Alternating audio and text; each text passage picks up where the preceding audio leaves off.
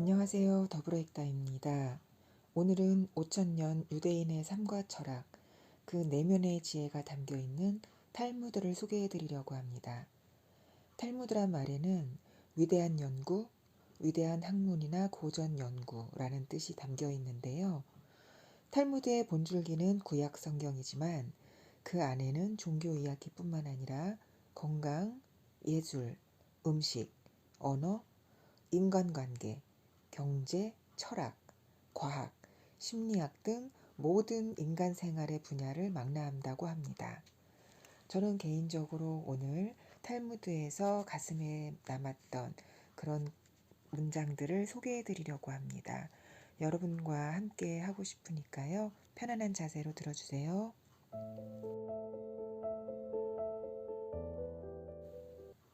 희망.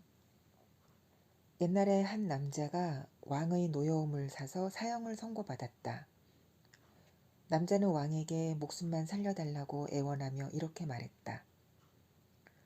임금님의 소중한 말을 1년 동안 맡겨주신다면 하늘을 나는 법을 가르치겠습니다. 이어 그는 만약 1년이 지나 말이 하늘을 날지 못하면 그때는 사형에 처해도 좋다고 말했다. 왕은 남자의 탄원을 받아들였다.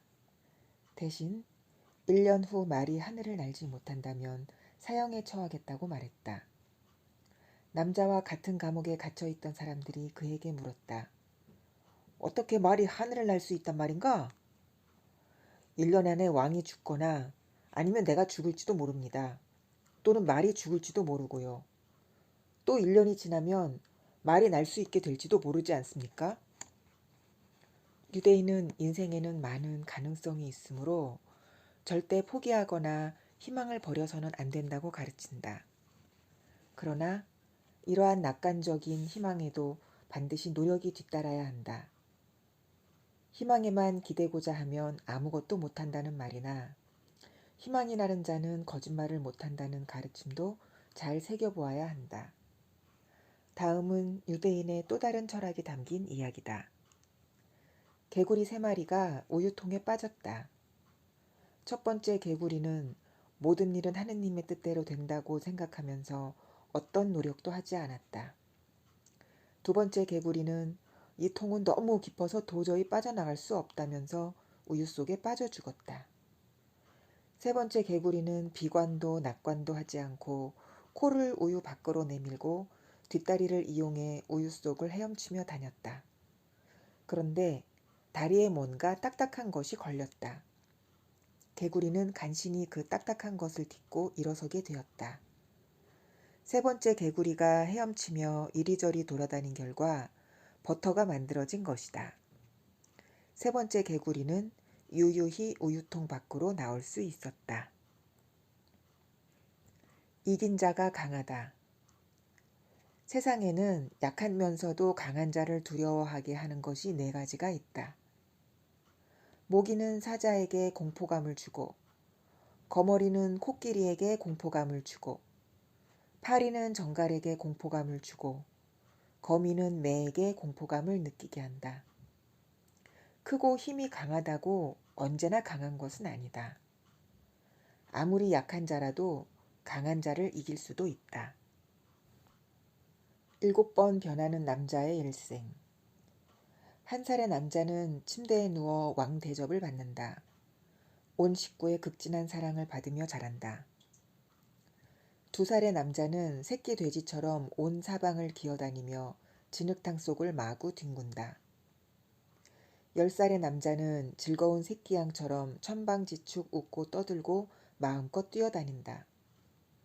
18살의 남자는 다 자랐기 때문에 사나운 말을 타고 달리는 꿈을 꾼다. 그리고 자신의 힘을 과시하고 싶어 한다. 결혼한 남자는 당나귀처럼 가정이라는 무거운 짐을 지고 고개를 숙이며 힘겹게 앞으로 나아간다. 중년의 남자는 가족을 먹여 살리기 위해 개처럼 꼬리를 흔들면서 사람들에게 호의를 구걸한다. 노년의 남자는 점점 허리가 굽어 원숭이처럼 변해간다. 어린아이와 같아지지만 아무도 관심을 가지지 않는다. 자유의지. 악의 충동은 선의 충동보다 13년 먼저 시작된다. 악은 아기가 어머니 몸에서 태어날 때부터 함께 생겨나 한평생을 따라다닌다. 악은 인간이 안식일을 모독하고 살인을 저지르며 타락하도록 유도하지만 인간은 어떠한 저항도 하지 못한다. 그러다 13년이 지나면 선의 반격이 시작된다. 성경에서 안식일을 지키지 않는 자는 죽임을 당할 것이며 남의 피 흘리게 하는 자 역시 자신의 피를 흘리게 되리라고 했듯이 말이다. 악의 충동은 자연적으로 생겨난 인간의 본성일 뿐이고 특히 성욕은 원래부터 나쁜 것이 아니었다. 하느님의 창조물 중에 나쁜 것은 존재하지 않는다. 단지 인간이 그것을 남용하기 시작하면서 사악해졌을 뿐이다. 만약 이러한 성적 충동이 없었다면 인간은 집을 짓고 결혼하고 자녀를 낳아 기르고 노동을 할 필요가 없었을 것이다. 따라서 우리는 악의 충동을 억제할 때에야 비로소 자신의 생명과 재산을 지킬 수 있는 것이다. 악의 충동은 구리와 같아서 불 속에서는 어떤 모양이든 생각대로 만들 수 있다. 인간이 악에 대한 충동을 가지고 있지 않다면 집도 짓지 않고 아내도 얻지 않고 아이도 낳지 않고 일도 하지 않을 것이다. 만약 우리가 악에 대한 충동에 사로잡혀 있다면 그것을 몰아내기 위해 무언가를 배우는데 열심이어야 한다. 다른 어느 누구보다 뛰어난 사람은 악에 대한 충동도 그만큼 크다. 이 세상에는 올바른 일만 하는 사람은 있을 수 없다. 악의 충동은 달콤하지만 끝은 매우 쓰다. 죄는 태어날 때부터 이미 인간의 마음에 싹터 인간이 성장함에 따라 점점 커간다. 죄는 미워하되 사람은 미워하지 말라. 죄는 처음에는 여자처럼 연약하지만 내버려두면 남자처럼 강해진다. 죄는 처음에는 거매줄처럼 가늘지만 나중에는 배를 묶어두는 밧줄처럼 굵어진다. 죄는 처음에는 손님처럼 행동하지만 그대로 두면 주인 행세를 한다. 악의 충동은 결국 악한 행동으로 이어진다. 악 또한 인간의 본성 중 하나이기 때문이다. 또 인간에게는 악의 충동이 있으므로 회심의 기회도 얻을 수 있다. 한마디로 말해 악이 없다면 선 역시 존재의 의미가 없다. 동물이나 식물에는 도덕이라는 개념이 없기 때문에 악의 충동도 없다. 하느님은 성경에서 나는 처음이요 마지막이어서 나 외에 다른 신은 없다고 했다. 인간에게 다른 신이 존재한다면 그것은 바로 악의 충동이다. 악의 충동은 처음에는 길 가는 나그네 같았다가 점차 집을 빌려 사는 세입자가 되고 나중에는 집주인 행세를 한다. 처음에는 인간에게 사소한 잘못을 저지르게 하다가 그 다음에는 조금 더 큰 잘못을 하도록 부추기고 나중에는 죄를 저지르도록 유혹한다. 사악한 사람은 마음의 지배를 받지만 정직한 사람은 자신의 마음을 지배한다. 능력 있는 사람은 누구인가? 바로 악의 충동을 억제할 수 있는 사람이다. 내세에서 하느님은 좋은 사람과 나쁜 사람들을 불문하고 악의 충동을 제거하실 것이다. 그러면 정직한 사람은 큰 산을 볼 것이고 악한 사람은 솜터를 보게 될 것이다. 이때 두 사람 모두 울음을 터뜨릴 것이다. 정직한 사람은 울면서 내가 이렇게 큰 산을 어떻게 정복했을까라고 말할 것이고 사악한 사람은 울면서 나는 왜 이런 솜털 하나도 정복하지 못했을까라고 말할 것이다. 인간의 품성은 개개인의 욕망이 만들어낸다. 이렇듯 인간은 원하기만 하면 자신에게 주어진 기회를 활용할 수 있지만 항상 그렇게 해서는 안 된다. 악의 충동은 시도 때도 없이 우리를 유혹하기 때문이다. 그러니 유혹에 져서 실패하는 자는 모든 일을 스스로 책임져야 한다. 자신의 감정을 다스려라. 유대인은 전통적으로 어느 정도 분노의 감정을 인정하고 있는데 이는 불공정에 대한 표현 중 하나이므로 매우 중요한 것이다. 그러나 타인에 대한 무절제한 분노나 이성을 잃은 분노는 반드시 절제해야 할 감정이다. 상대방의 성격은 다음과 같은 세 가지 모습을 보면 파악할 수 있다. 술 마시는 방식, 돈 쓰는 방식, 그리고 화내는 모습이다. 또 흑자는 농담하는 방식을 통해서도 그 사람의 성격을 알 수 있다고 한다. 사람은 네 가지 성격으로 나뉜다. 1. 쉽게 화내고 쉽게 푸는 사람. 얻는 것과 잃는 것이 비슷하다. 2. 잘 화내지 않고 잘 풀지도 않는 사람. 잃는 것과 얻는 것이 비슷하다. 잘 화내지 않고 잘 푸는 사람. 성인 같은 사람이다. 4. 쉽게 화내고 쉽게 풀리지 않는 사람. 악인 같은 사람이다. 지식이 깊지만 성격이 급한 판관이 있었다. 그는 다른 사람과 대화를 할 때마다 상대방의 이야기를 들으려 하지 않고 자신의 주장만 펼치곤 했다. 하지만 헤어진 후에는 언제나 자신의 언동에 대해 후회했다. 그가 한 예언자를 찾아가 물었다. 어떻게 하면 남한테 욕하는 버릇을 고칠 수 있습니까? 남한테 하는 욕을 자신에게 해보십시오. 아니면 욕하기 전에 내가 한 욕은 결국 나한테 되돌아오게 돼 있다고 생각하면 더 이상 욕을 하지 않게 될 것이요. 예언자의 충고를 받은 그는 드디어 자신만의 해결 방법을 찾아냈다. 즉, 욕을 하고 난 뒤 상대방에게 사과와 함께 큼지막한 선물을 하는 것이었다. 이렇게 남을 욕한 데 대한 값비싼 대가를 치르면서 점차 자신의 감정을 다스릴 수 있게 되었다. 선물이 자신의 나쁜 성격을 고치는 중요한 역할을 하게 된 것이다. 어느 날 두 사람이 힐레를 찾아와 강요하듯 말했다. 내가 한쪽 다리로 서 있는 동안에 유대인들이 배우는 학문을 모두 말해보시오. 그러자 헬레는 태연스럽게 말했다. 자신이 하고 싶지 않은 일을 남에게 강요하지 마시오. 인내심 테스트. 짓궂은 두 친구가 400데나리온을 걸고 힐레를 화나게 하는 사람이 이기는 내기를 했다. 마침 안식일을 앞둔 금요일 낮에 힐렐이 목욕탕에 들어가 몸을 닦고 있을 때 한 남자가 찾아왔다. 힐렐은 젖은 몸을 대충 닦은 후 그를 만났다. 찾아온 남자가 엉뚱한 질문을 던졌다. 팔미라 사람들은 왜 시력이 나쁠까요? 그건 그들이 사막에서 살기 때문이네. 모래바람이 심하게 불어 눈에 모래가 들어가 시력이 나빠진 것이라네. 그는 힐렐의 설명에 돌아가는 듯 했으나 잠시 후 다시 문을 두드리며 말했다. 라삐님, 여쭤볼 게 또 있습니다. 말해보게. 인간의 머리는 왜 둥그렇게 생겼습니까? 힐렐이 정성껏 대답해 준 다음 다시 목욕탕에 들어왔는데 그 남자가 또 문을 두드렸다. 힐렐이 다시 나오자 또 엉뚱한 질문을 했다. 왜 흑인은 피부가 검습니까? 그러나 힐렐은 화를 내지 않고 차근차근 그 이유를 말해주고는 목욕탕으로 돌아왔다. 그런데 얼마 되지 않아 또다시 노크 소리가 들렸다. 이렇게 하기를 무려 5번이나 계속했다. 결국 그 남자가 속내를 털어놓았다. 라삐님 같은 사람은 이 세상에 없어야 했을 것이요. 나는 라삐님 때문에 내기에 져서 400데나리온을 잃었소. 힐렐이 웃으며 대답했다. 내가 인내심을 잃어 화를 내는 것보다 당신이 돈을 잃어버리는 편이 더 낫지 않겠소?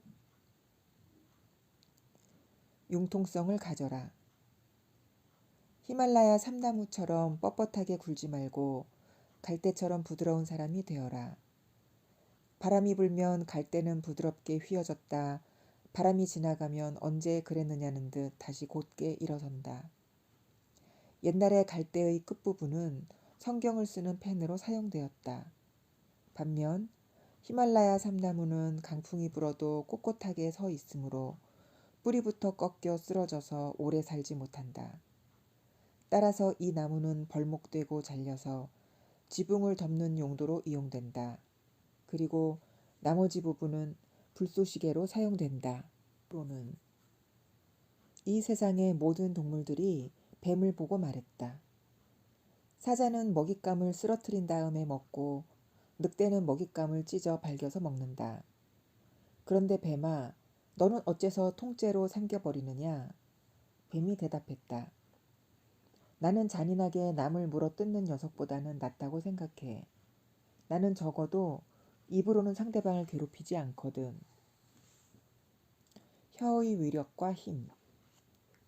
어떤 장사꾼이 골목을 돌아다니며 외쳤다. 인생을 행복하게 사는 비결을 팝니다. 싸게 팝니다. 그러자 온 동네 사람들이 좁은 골목을 가득 메웠다. 그 중에는 랍비 몇몇 사람도 섞여 있었다. 내게 파시오. 값은 후하게 쳐주겠소. 여기저기서 사람들이 외쳐댔다. 그러자 장사꾼은 이렇게 말했다. 인생을 진실로 행복하게 사는 비결은 바로 자신의 혀를 조심해서 쓰는 것이요. 어느 날 랍비는 자신이 가르치고 있는 제자들에게 잔치를 베풀어 주었다. 잔치상에는 소와 양의 혀로 요리한 음식도 나왔는데 그 중에는 딱딱한 혀 요리와 부드러운 혀 요리가 섞여 있었다. 제자들은 앞다투며 부드러운 혀 요리만 골라 먹었다. 이것을 본 랍비가 말했다. 너희들도 항상 혀를 부드럽게 해두어라. 혀가 딱딱하게 굳은 사람은 남을 화나게 하거나 불화를 초래하니까. 유대교 랍비들은 말을 할 때 항상 자제해야 한다고 강조한다. 한 번 내뱉은 말은 마치 시위를 떠난 화살처럼 다시 거둬들일 수 없기 때문이다. 랍비 가말리엘이 그의 하인 토비에게 말했다. 시장에 가서 가장 맛있는 음식을 사오너라. 그러자 하인은 혀를 사가지고 돌아왔다. 며칠 뒤 랍비는 또 하인에게 오늘은 가장 맛없는 음식을 사오라고 명했다. 그런데 하인은 또 먼저 때와 같이 혀를 사가지고 왔다. 랍비는 언짢게 하며 그 까닭을 물었다. 며칠 전 가장 맛있는 음식을 사오라고 할 때도 혀를 사오더니 가장 맛없는 음식을 사오라고 했는데도 어째서 또 혀를 사왔느냐? 혀는 그 어떤 음식보다 더 달콤하지만 그 어떤 것보다 더 무서운 것이기 때문입니다. 지혜로운 사람과 동행하라. 지혜로운 사람이란 어떤 사람인가? 모든 이에게 가르침을 주는 겸손한 사람이다. 지혜로운 사람은 자신보다 더 못한 사람일지라도 함부로 대하지 않는다. 그는 친구가 말하는 중간에 끼어들지 않는다. 그는 남의 질문에 서둘러 대답하지 않는다. 그는 핵심을 물어보고 문제의 요점을 정확히 짚어낸다. 그는 먼저 알게 된 사실을 먼저 말하고 나중에 알게 된 사실을 나중에 말한다. 그는 들어본 적 없는 일에 대해서는 모른다고 솔직히 말한다. 그는 진리를 직시하고 허튼 소리를 하지 않는다. 저작물이 그의 지적 수준을 뛰어넘었다면 무엇에 비유할 수 있을까? 나뭇가지는 무성하나 뿌리가 짧고 적은 나무와 같다. 이런 나무는 폭풍우가 불어 닥치기만 하면 뿌리째 뽑혀 날아간다. 지혜가 그의 저작물을 뛰어넘으면 이를 무엇에 비유할 수 있을까? 가지는 적으나 뿌리가 길고 무성한 나무와 같다. 이런 나무는 태풍이 불어와도 결코 흔들리지 않는다. 예언자 예레미야는 이렇게 말했다. 그는 물가에 심긴 나무와 같아 제 뿌리를 시냇가에 뻗어 무더위가 닥쳐와도 두려움이 없이 그 잎이 푸르고 가뭄 해에도 걱정 없이 줄곧 열매를 맺는다.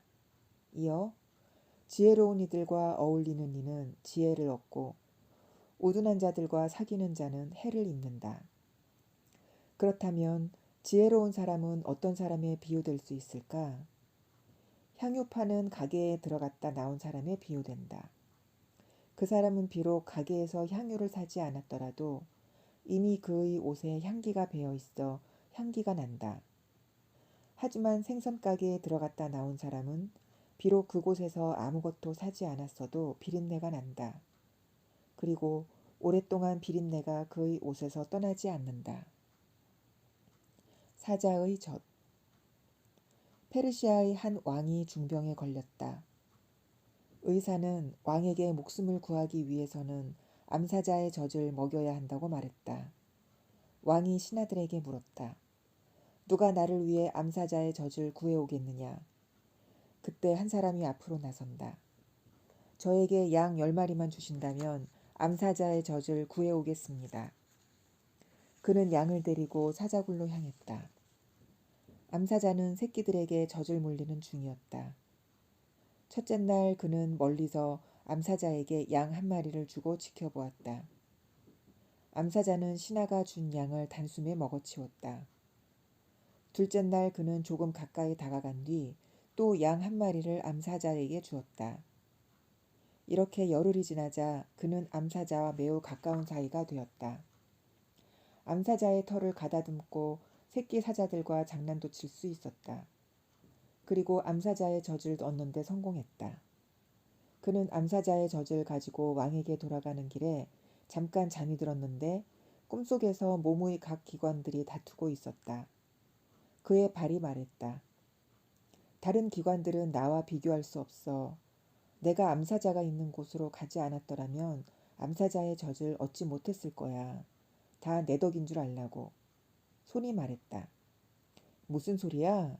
내가 없었으면 누가 암사자의 젖을 짤 수 있었겠어? 눈이 말했다.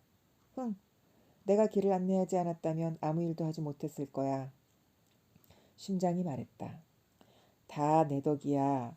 내가 없었다면 이런 계획을 어떻게 생각하고 실행에 옮겼겠어? 그때 혀가 말했다. 천만에 내가 없었으면 너희들은 아무 소용도 없었을 거야. 그러자 신체의 모든 기관들이 혀를 비웃으며 말했다. 너 따위가 감히 우리를 비교해?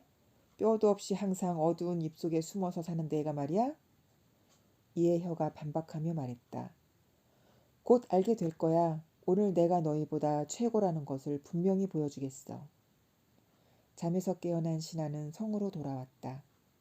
그는 왕 앞에 엎드려 말했다. 제가 개의 젖을 구해왔습니다. 왕은 노발대발하며 소리쳤다. 뭐라고? 감히 내 앞에 개의 젖을 가져오다니. 이 자를 당장 교수형에 처하라. 신하가 끌려가자 그의 몸의 기관들 모두 놀라 벌벌 떨었다. 혀가 말했다. 내가 말했지. 내가 최고라고. 너희들이 나를 인정한다면 내가 목숨만은 살려줄게. 몸의 다른 기관들 모두가 혀의 말에 동의했다. 그러자 혀는 사형집행관에게 이렇게 말했다. 대왕께 드릴 말이 남았습니다. 그는 다시 왕 앞에 끌려갔다. 왜 저를 죽이려고 하십니까? 이것은 개의 젖이 아니라 왕의 병을 낫게 해줄 암사자의 젖이 분명하옵니다. 왕의 주치의는 그가 가져온 것을 자세히 살펴보더니 암사자의 젖이라고 증언했다. 암사자의 젖을 마신 왕은 병세가 호전되기 시작했다. 이렇게 해서 왕의 병이 치유되자 신하는 큰 상을 받게 되었다. 신체의 기관들이 앞을 다퉈 혀에게 말했다. 앞으로 우리는 너를 우리 리더로 섬기기로 했어. 내가 우리보다 훨씬 위야. 이 오한은 말이 사람을 사지로 내몰기도 하고 살리기도 한다는 교훈을 들려준다. 수로의 기원. 이 세상 최초의 인간이 포도나무를 심고 있었다. 그곳에 악마가 나타나 무엇을 하고 있느냐고 물었다. 인간이 대답하기를 아주 근사한 식물을 심고 있다고 대답하자 악마는 이런 식물은 처음 보는 것이군 하면서 놀라워했다. 그래서 인간은 악마에게 다음과 같이 설명해 주었다. 이 식물에는 아주 달콤하고 맛있는 열매가 열리는데 익은 다음 그 즙을 내서 마시면 아주 행복해진다. 악마는 그렇다면 자신도 꼭 끼워달라고 하면서 양과 사자와 돼지와 원숭이를 데리고 왔다. 그리고는 이 짐승들 4마리를 죽여 그 피를 거름으로 썼다. 포도주는 이렇게 해서 세상에 처음 생겨났다고 한다. 그래서 처음 술을 마시기 시작할 때는 양과 같이 온순하고 좀 더 마시면 사자처럼 사납게 되고 좀 더 마시면 원숭이처럼 춤추거나 노래를 한다.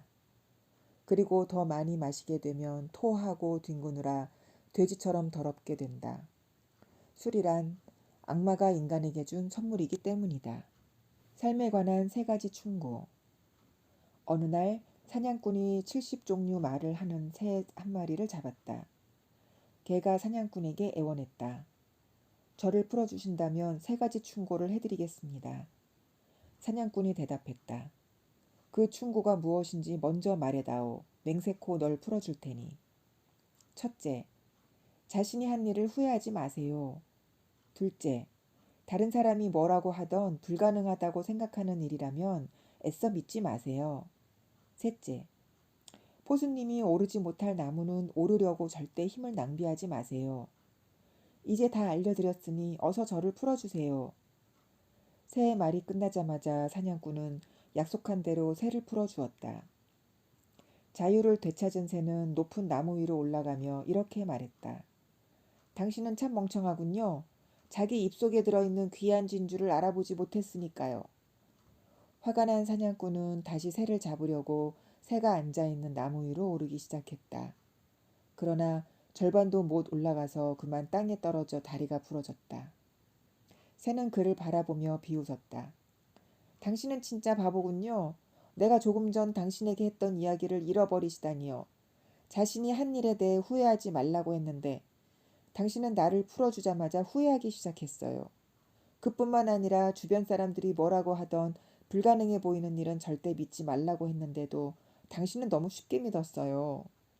그리고 오르지 못할 나무는 쳐다보지 말라고 했는데도 당신은 나를 잡으려고 나무에 오르다가 떨어져 다리가 부러졌잖아요. 말을 마친 새는 어디론가 호련히 날아가 버렸다. 내일의 일을 미리 걱정하지 말라. 내일 당신에게 어떤 일이 일어날지 아무도 모른다. 내일은 돌아오지만 당신은 영원히 살 수 없으니 당신이 속하지 않는 세상을 위해 걱정하지 말라. 당신을 의심하는 사람과 의논하지 말고 당신을 시기하는 사람에게 당신 계획을 말하지 말라. 여자와 그 여자의 경쟁자에 대해 상의하지 말고 비겁한 자와 전쟁에 대해 의논하지 말라. 상인과 장사에 대해 의논하지 말고 물건을 사는 사람과 파는 값에 대해 의논하지 말라. 인색한 사람과 기부에 대해 의논하지 말고 냉혹한 사람과 선행에 대해 의논하지 말라. 게으른 사람과 일에 대해 의논하지 말고 임시 고용인과 일의 완성에 대해 의논하지 말라.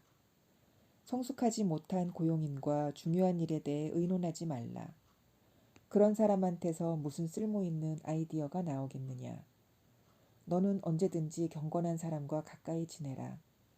율법의 가르침을 잘 따르는 사람, 내 마음과 같은 마음을 가진 사람, 내가 실패했을 때 고통을 함께 나눌 사람과 가까이 지내라. 자기 자신의 경험과 내면의 소리를 잘 들어라. 그보다 더 믿음직한 조언자는 없다. 높은 탑에서 망보는 7 경비원보다도 자신의 경험과 마음의 소리가 훨씬 좋은 충고를 해준다. 그리고 이 모든 것보다도 지극히 높으신 분에게 청하여라. 그분은 분명 너를 좋은 길로 인도하실 것이다.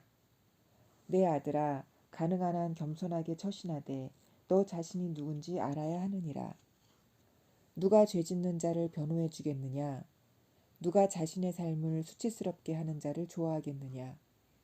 오만한 사람, 잘난 체 하는 사람은 자신의 가족한테서도 환영을 받지 못한다. 그의 가족은 처음에는 모두 그의 말에 귀를 기울이나 시간이 지날수록 조금씩 그의 곁에서 멀어져 간다. 성공이란 무엇인가?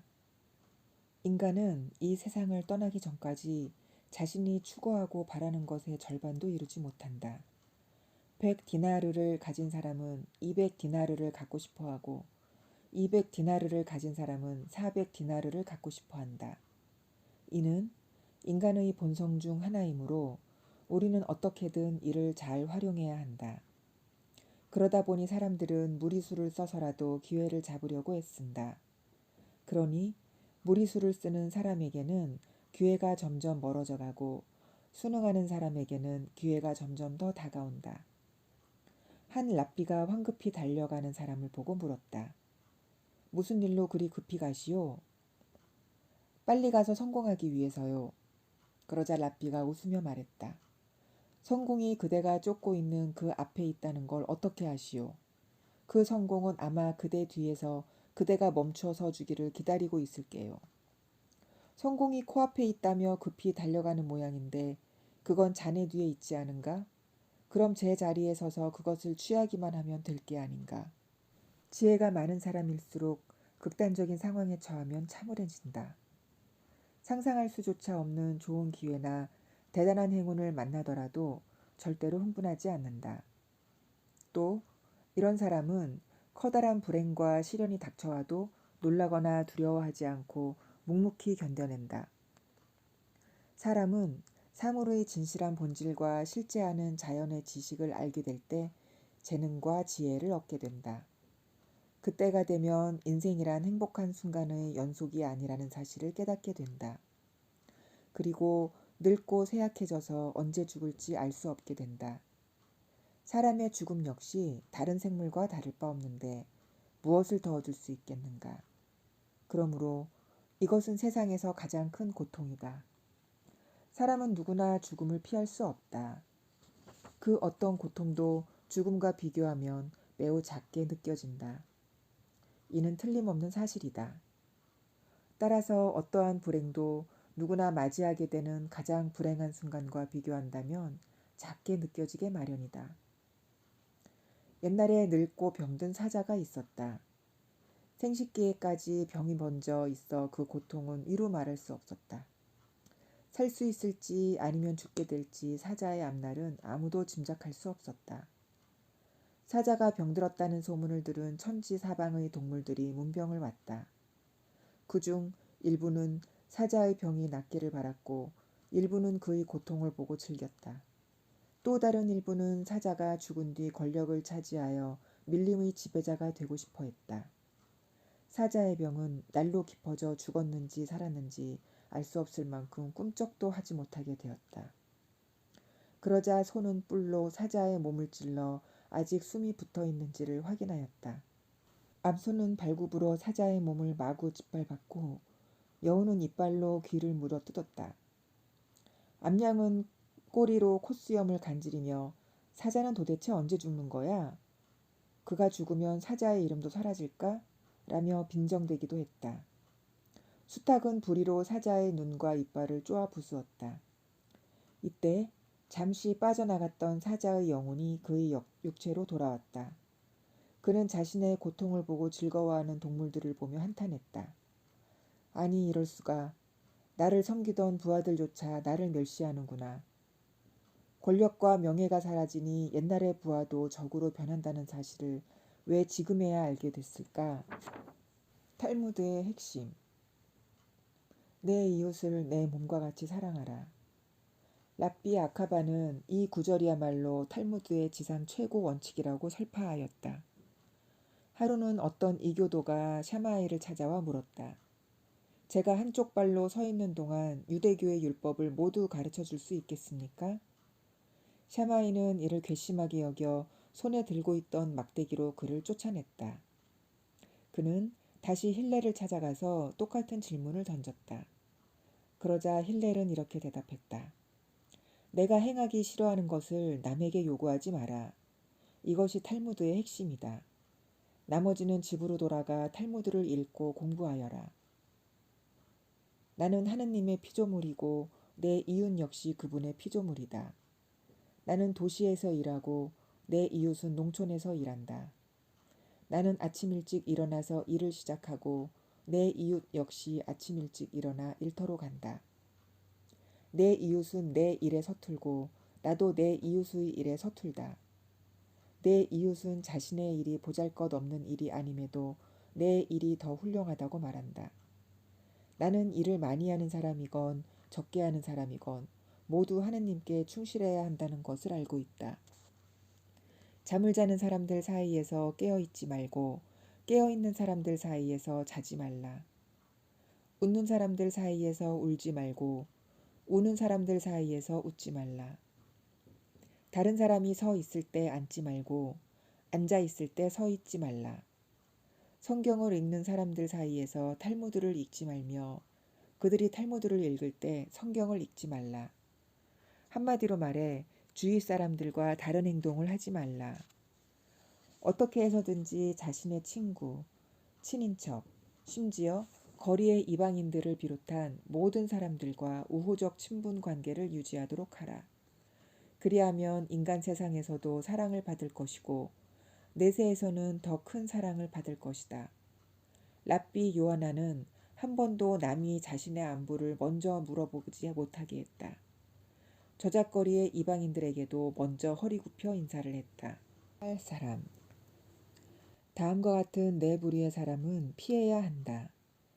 오만한 가난뱅이, 아첨을 좋아하는 부자, 호색한 노인, 그리고 제멋대로 권력을 휘두르는 지도자가 바로 그들이다. 화를 잘 내는 사람과 어울리지 마라. 화려하게 지칭하기 좋아하는 사람은 자신이 대단한 사람이라고 생각하며 남을 얕본다. 그는 자신이 앉고 서고 걷고 뛰고 말하는 모든 일에 남보다 뛰어나다고 생각한다. 그래서 지위가 높은 사람하고만 이야기를 나누고 자신이 마치 신이라도 된 듯 명령조의 말을 즐긴다. 그뿐만 아니라 행동, 자세, 먹고 마시고 입는 것에서도 거드름을 피운다. 교만한 사람들은 자신의 아주 작은 장점까지 무기로 삼아 남들에게 존경받기를 원하며 그들이 자신을 경외하기를 바란다. 평범한 사람들이 자신에게 말을 거는 짓을 거부하며 그의 거만한 말투는 지인들까지 멀어지게 한다. 그런 자들은 하루 종일 오만하고 냉랭한 태도로 사람을 대한다. 자신의 우수한 인품으로 주목받기 좋아하고 자신의 행동으로 남들의 칭찬을 받고 싶어하는 사람들도 있다. 그런 사람들은 자신의 뛰어난 재능을 인정받는 것에 만족하지 않고 자신이 얼마나 뛰어난 사람인지 알리고 싶어 한다. 세상의 명예를 원하지 않는 체하며 사람들이 자신의 실력을 알아주길 기대한다. 그는 모든 영광스러운 칭호를 사양하고 세상에 알려지기를 꺼린다. 그런다 마음속으로는 자신처럼 수완 좋고 능력 있는 사람은 없을 것이라는 교만한 생각을 한다. 하지만 이런 사람은 아무리 자신을 가장해도 어려움이 닥치면 곧 본성이 드러난다. 마치 활활 타는 마른 장작처럼 그는 교만한 불꽃을 밖으로 분출시킨다. 이런 사람은 나무로 대충 만들어진 집에 비유된다. 이 집은 사망이 구멍투성이고 그 사이로 내부 시설물이 들여다보여 지나가는 사람들이 집 안에 뭐가 있는지 훤히 알 수 있다. 이렇듯 사람들은 그가 성실한 사람이 아니라 그의 겸손과 인품도 모두 위선임을 알아차리게 된다. 세상에는 다음과 같은 네 부류의 사람이 있다.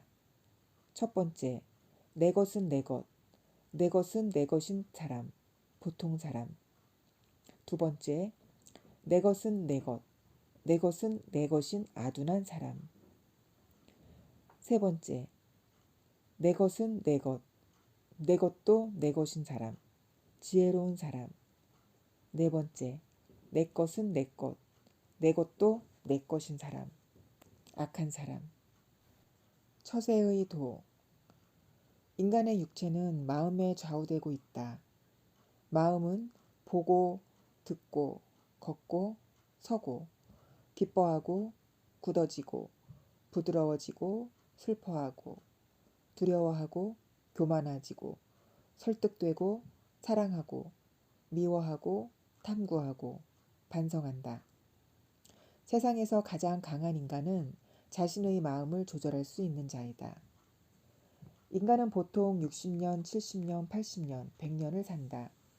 그러나 10년을 산다 해도 한꺼번에 100년을 사는 것이 아니라 하루하루씩 산다. 나아가 1시간, 1시간, 1분, 1분씩 살고 있는 것이다. 그러므로 하루하루가 인생의 전부이며 나아가 1초 1초가 전 인생인 것이다. 인간이 오늘을 마지막 날이라고 생각한다면 가장 충실하고 풍성한 열매를 맺을 수 있는 하루하루를 보내기 위해 노력할 것이다. 그리고 생애 최초의 날이라고 생각한다면 더없이 활기차고 희망찬 하루를 보내게 될 것이다. 당신이 살고 있는 것은 지금 이 순간이다. 바로 이 순간만이 중요한 것이다. 누구를 비난해야 한다면 초점을 그에게만 맞추도록 하라. 예를 들면 누구를 비난하면서 그의 가족이나 친지, 종교에 대해서까지 험담을 해서는 안 된다.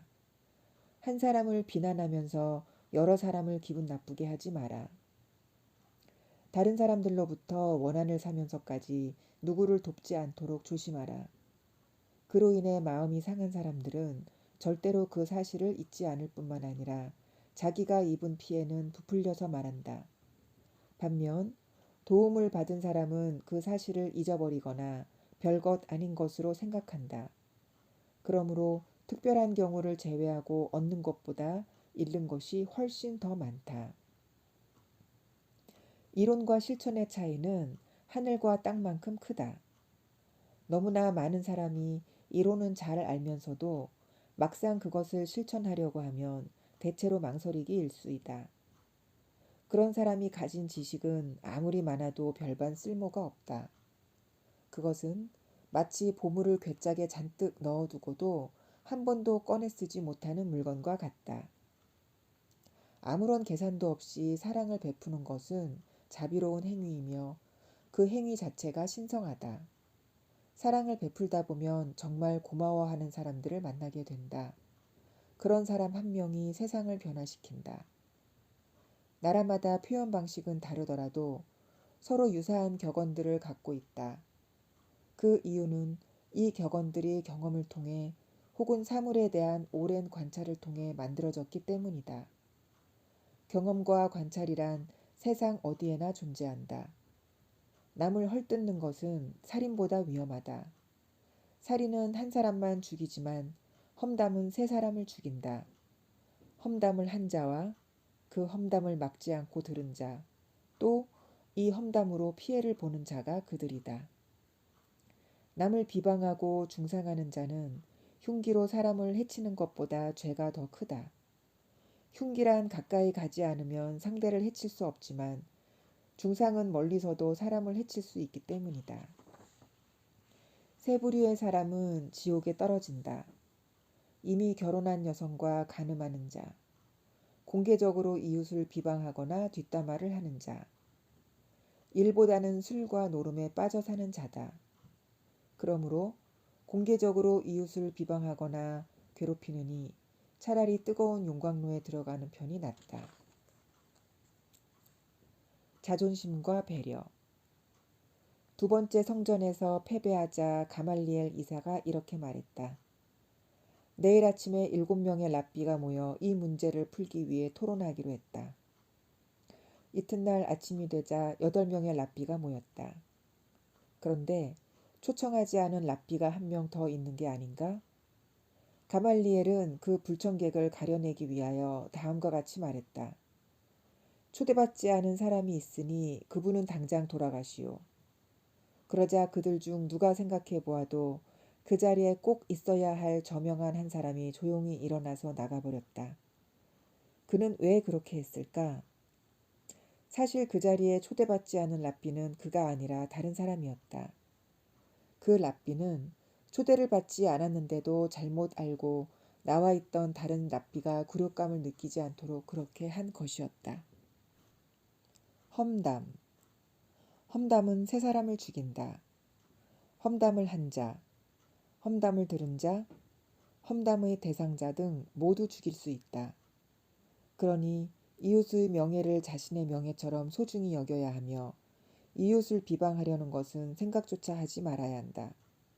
그리고 다른 사람을 부추겨 죄를 짓게 사주하는 일은 사람을 죽이는 것보다 더 나쁜 일이다. 살인은 단지 현세의 삶을 끝낼 뿐이지만 다른 이에게 죄를 짓게 하는 일은 내세까지 이어지게 된다.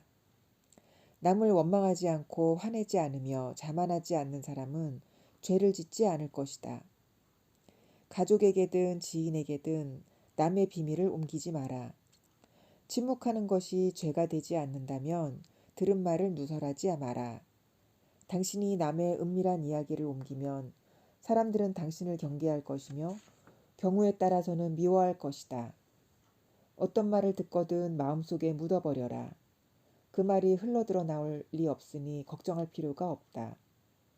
어리석은 자는 마음속에 비밀을 품고 있으면 그것을 털어놓고 싶어 안달복달한다. 남에게 해를 입힌 자는 5가지 책임을 져야 한다. 신체의 손상, 상처의 아픔, 치료비, 시간에 따른 보상, 그리고 모욕에 대한 책임이다. 신체의 손상은 어떻게 계산해야 할까?